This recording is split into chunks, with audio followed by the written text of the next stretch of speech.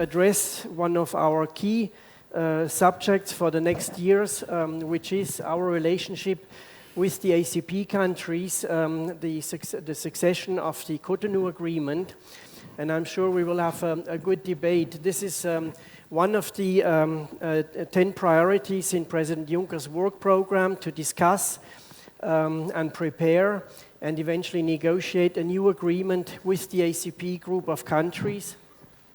And therefore, at this juncture, it is very important that we talk about this subject. All the more that the European Commission is going to present later this year its proposals on the subject, which we are currently consulting with all stakeholders. Mesdames et messieurs, l'Union européenne et the European Union and its member states as a whole are the leading actors in development. They're responsible for more than 50% of aid at global level, and we are the leaders and we must continue to be so. It's a noble aim, ethical one, and this will only be possible if we renew appropriately our partnership with the ACP countries. Thank you. On dit en quelque sorte que tous les chemins mènent à Rome. Oui, ça c'est vrai. It has been said that all roads lead to Rome. That has been said. And in our case, all roads need to involve a genuine dialogue on our mutual interests. And for me, that is something vital, which needs to be key to discussions in the coming months. We see this post-Cotonou as a new departure. It is a new departure. What all those lead to is a sense that it's a political engagement.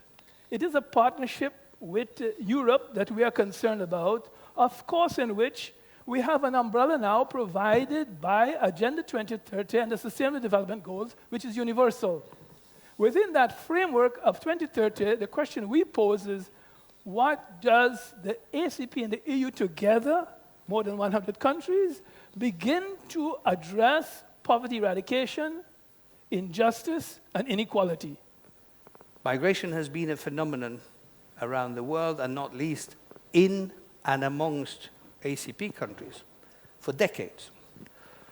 The focus, the flashpoint of migration tends to move around the world. For the moment, it happens to be in the Mediterranean, and that gives stronger emphasis to it in Europe as well. But I don't want to emphasize that this has been an issue with us, for us, between us, for many years.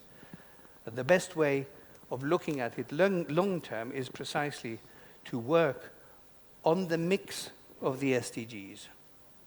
The political one, if we call it that, SDG 16, as well as the range of socio-economic and environmental ones. So please thank our panelists, and please consider this just one step in a discussion which will take us the next couple of years.